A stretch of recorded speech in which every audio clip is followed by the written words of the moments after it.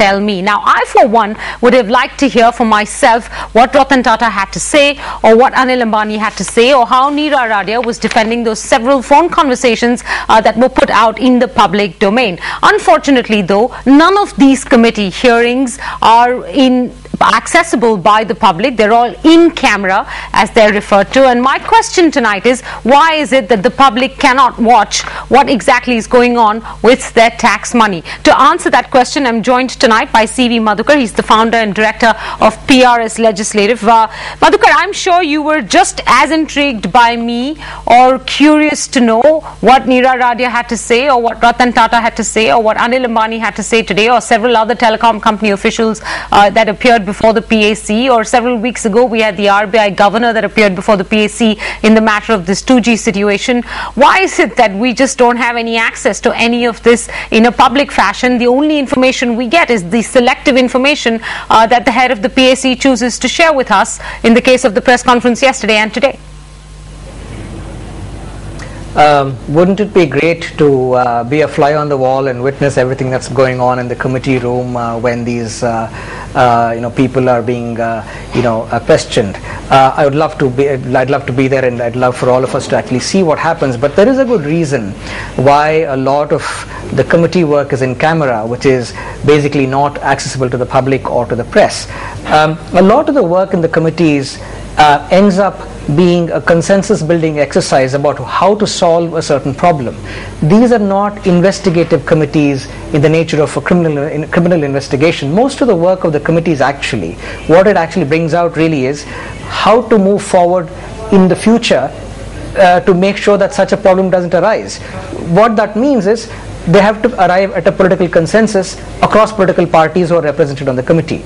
Now, one can imagine that arriving at a consensus, if it's the public glare, is much more difficult than if it is in the closed doors of a room. And that is why a lot of the committees, in fact all of the committees in India, are held in closed doors without access to the press or to the public. But Madhukar, is that how you would characterize what is going on currently with the PAC as well? I don't think it's consensus building. I think it borders on an investigation of sorts of what went on with that 2G license money, and therefore I'm just curious to know, why is it that we have in fact made all of these hearings in camera, and even hearings of this nature, which are clearly very important to the country, to its citizens, taxpayers, and for the transparency of governance, are not available to us at all? I think there are two reasons. One is, of course, to look at what's being asked today of these industrialists and say what's actually coming out of these debates. But the other question really is, when the committees are deliberating these issues, they're actually asking questions to understand how a certain incident has occurred. For example, the CAG has given a report which the PAC has, and the PAC is now examining it to basically find out how to change policy in future, how to change rules in future, how to change procedure in future, to figure out how to prevent this. And therefore it is going to be consensus building, and these questions are really to find out what happened so that they can fix the problem for future. So it won't, for example, end up saying so and so is guilty, so and so is not guilty. That's not the job of the PAC. So that's I think one important thing. I agree with you that there is value in the public knowing exactly who questioned and what was questioned, what the answers were. So I think the risk of political grandstanding, if TV is allowed into the room, is a real one. And this is not just in India, it happens worldwide. So I think one of the things we need to figure out is, do we want this grandstanding on the one side, or do we want serious questioning across party lines, which happens in committees on the other? So I think it is a bit of a trade-off, and neither situation is actually perfect. So one of the things that we've been suggesting as PRS Legislative Research is, after the report is submitted, can all the deliberations be made public verbatim? So at least for the future, we know what kinds of questions were asked, who asked for it, and what kinds of responses were given.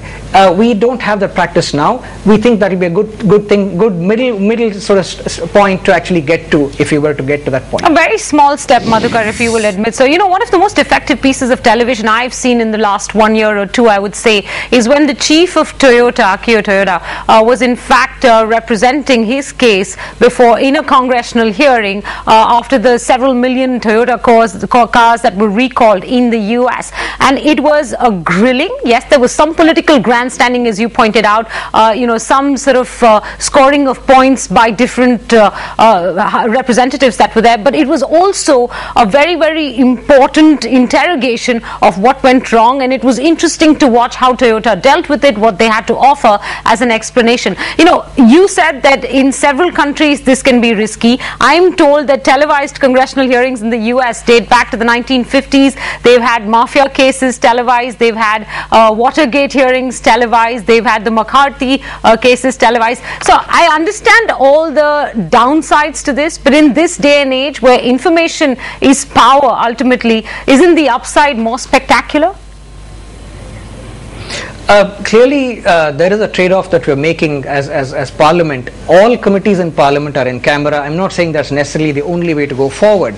Clearly, these were rules that were drawn up, a few decades ago. The Public Accounts Committee has been there from before independence. The Standing Committee system came up in 1993, and we've been following this in-camera system.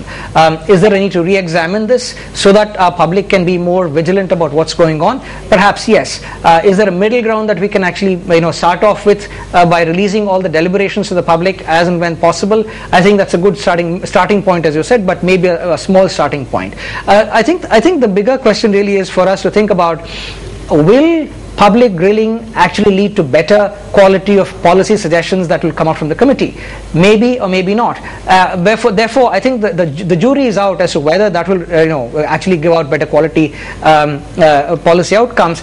Certainly, I think it is useful for the public to know what happened. So in that sense, there's a huge value in actually it's showing more than useful, Madhukar, if I may interrupt. It's more than useful, because I will know the party that I may have voted into power, whether its representatives or its MPs are in fact standing up for my rights when they are questioning people in these hearings. So whether they are asking tough questions of Anil Ambani or cowering under the aura of Ratan Tata, or maybe sort of going really tough on Neera Radia. So I would like to see how these people are tackling all these big business personalities. It tells me whether I voted the right party into power or not.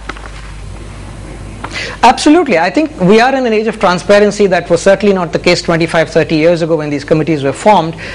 So certainly there's a need for review for all of the committees and how they are actually televised or not televised. I actually think, going back to the point I made, there's no guarantee that public grilling actually leads to better quality policy. That's the only sort of downside I'd put as the jury on that is still out. So yes, we would like to know. We'd like to see whether they're one other thing, I think let's not forget that these are people who we voted into power, and we expect them to do the best for in our public interest.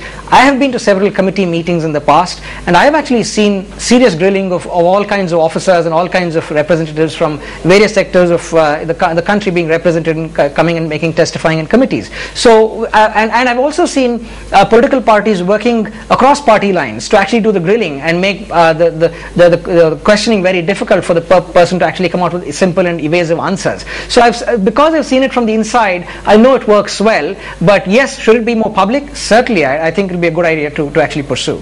Well, that's very encouraging, Madhukar, except that I don't want just your word for it. I'd like to see it for myself, and I do hope that slowly and surely, I think Lok Sabha TV was one step in the right direction, and I hope we can, in that sense, televise more of these hearings, allowing the public better access to what their voted representatives are doing. CV Madhukar, thank you very much for your time on the show.